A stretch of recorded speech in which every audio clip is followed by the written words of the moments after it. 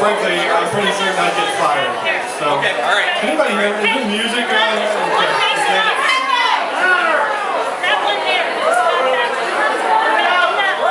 All right, you know, it's kind of weird to be here in front of all my coworkers and it not be a meeting setting, honestly. I gotta go put this in. You know, well, it's obviously not a meeting because we have food here. So, come on.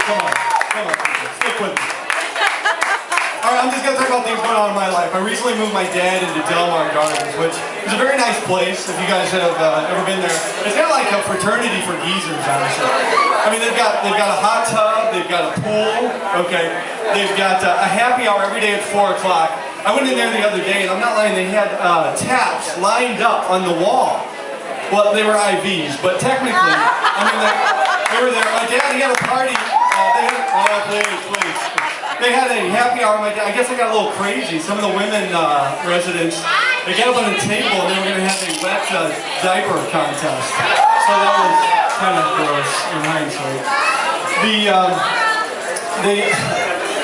have some different, I don't know, activities for the residents. I went the other day, I participated with my dad in a Pimp My Walker competition, so that was good. Wow, there is nobody. Pimp My Walker. Yeah, he's got some spinners now. Some neon going on. Alright. Moving on, people. Alright. You know, it's odd. You know, moving my dad in, though, it made me realize I'm really not in the mood to move. I'd like a nice house, though. Some friends of mine who are here, you know, we all have friends who also have a nice house.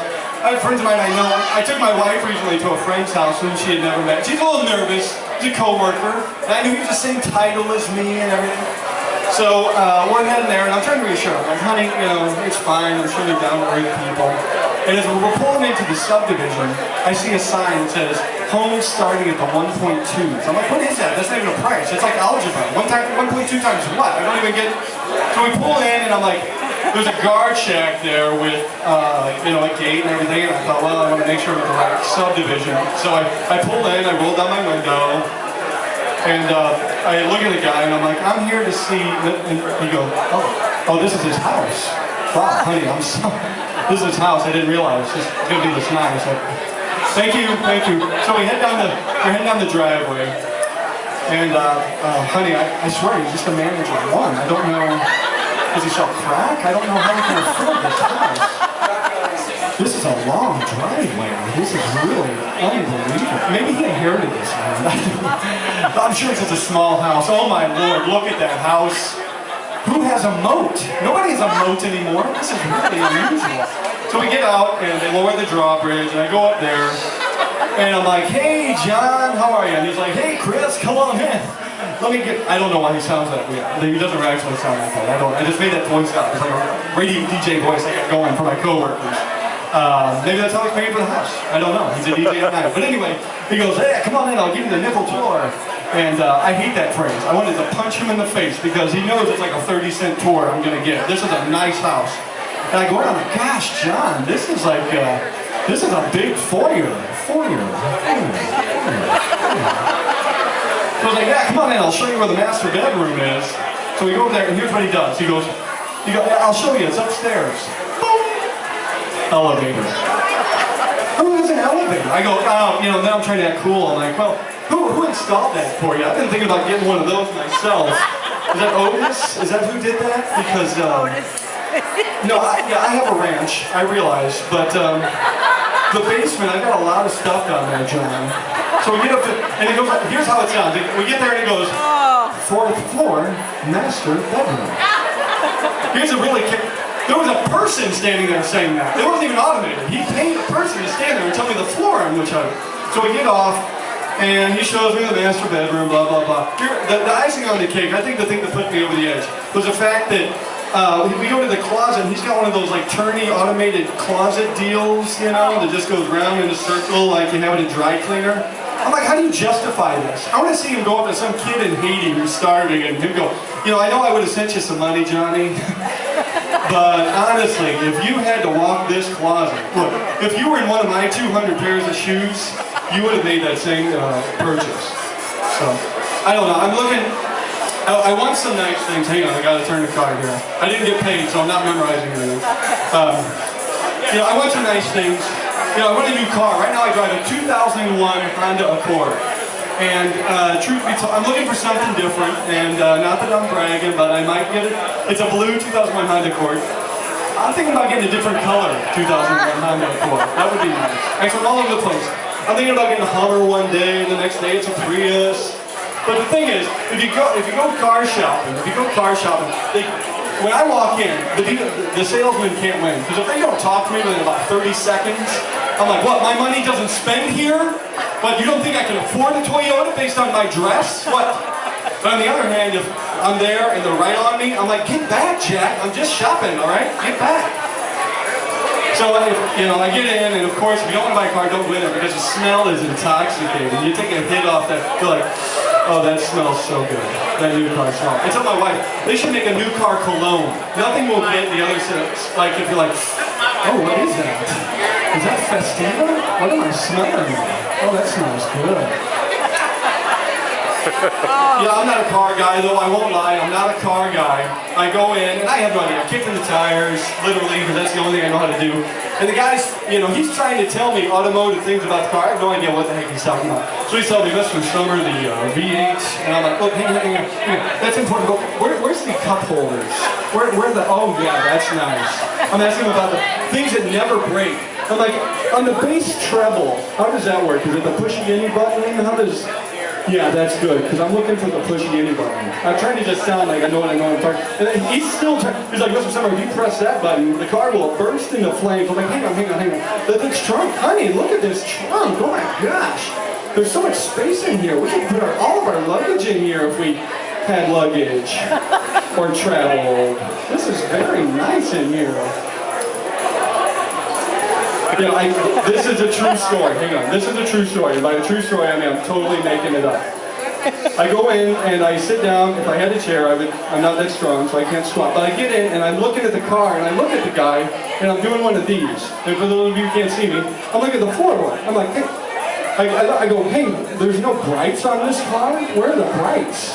He goes, sir, we stopped putting brights on the floor a long time ago. They're on the steering column now. I'm like, oh, how much am I paying for that option? Huh? You know, we're not made of money here in the Summer household. You people are nickel and diming me to death. Okay, so that's my new car. You know, one other thing, when I bought that, I did not buy that car. This is a true story. So I told the guy, I said, hey, you know, if it helps any, I'm trying to do a negotiation here. I said, look, if it helps any, I'll pay cash. I'll pay cash for the car. He goes, that helps in no way. I don't know, this is not 1948, and it's only $1,000. I can get that back, I can get that as cash back at Schnucks. So you're really not impressing me, Mr. Summer. Get out of here. Go buy the cologne, okay? Okay, you're almost done here, people. You're almost done. Then we'll play the game. I promise. You know, I joke about wanting a nice house like my friends. But, you know, the other day I broke down in what I'll term a depressed section of the metropolitan area. It's not a very good neighborhood. So I knew it was a bad neighborhood. It was a gas station, so I needed to get gas. I pull in, and I should have known right away there was a working payphone with a line to use. So I should have been dismayed right away. But I get out, I'm going to charge my credit card, a little checking myself out, you know. And I get my card out to put it in the pump, and there's a sign there that said they don't take cash or credit. They don't take cash or credit. The only thing they take is the severed head of a rival gang member. That's the only currency they take. So luckily I had one from my high school band competition days. And so I pull it out, you know, like, all right, I'll take it in, you know, and hey, CDC tuba player, not so tough are you? So I take it in, I pop it on the counter. I asked the guy, I said, I told him, I said, I'm going to fill it up. He didn't know what that meant. It's such a depressing, he's like, fill it up, what does that mean? I'm like, I'm going to put in as much gas as I can. So they had, I got a Slurpee, he instinctively put it in a brown bag for me. And then they had they did have a sale though on buy one get three free spike strip tire repair kits for all the felons in the area. So I go back out, I get in the car, I'm gonna pay, and I noticed that the people next to me, although they had a deal going, with a car wash you got some free rims. So I got some to match my dad's walker. And we, I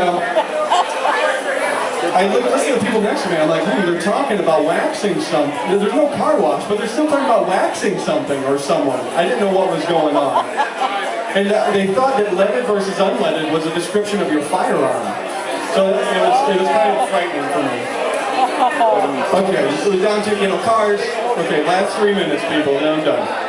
We're down to cars, talking about cars. My kid, you can't leave, it's hot today, you can't leave your kids in the car right now. It's kind of warm. You can't over your pets. But here's the other deal.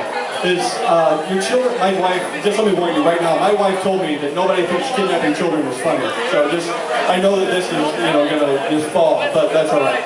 So, the deal is, I don't get why people kidnap children now. I have children. Why would you want someone else's? Children, they eat, they whine. If you were going to kidnap a kid, do it like 150 years ago when they would help churn butter and pull in the crops, something like that. But nowadays, kids don't produce anything. So I don't know why anyone would, look, here's the deal. If you're out there and you're thinking about kidnapping a kid, this should be settling in your mind. One is, if the parents who conceived, bore, raised, and loved the child are so fed up with it, they're going to leave it in the equivalent of a 2-ton easy-bake oven, you don't want that kid, okay? Just walk away. Okay. See, no one's going to steal my kids. So here's how it would go down. If somebody wanted to kidnap my children, they would get in the car, and they would look at my kids, and basically go, all right, Johnny, you're not living with your parents anymore. You're going to go home with, stop kicking my seat. Stop it, I'm serious. You are going to go home. Will you be quiet? I don't have a granola bar. He'd get about 10, he'd be quiet, I'm serious. My kids would be back there going, kidnapper, kidnapper, kidnapper, kidnapper, what? Can we listen to my radio for just a minute? Fine, 1 minute, and it's back to my radio station. There's a Sarah alert. No radio right now. But my name's not Sarah. Never mind, go to sleep. Okay, my last couple of jokes here. Actually, this is, my son and I are playing a game. I don't know if you guys know this game. I'm trying to teach him how to play board games now. He's 4, and so we're playing the one where somebody's a banker, right? And you go around buying stuff, and you try and make a lot of money. Oh, ABInbev, that's what it's called. Thank you. Anyway, I do want to thank the families. Ovalon said it.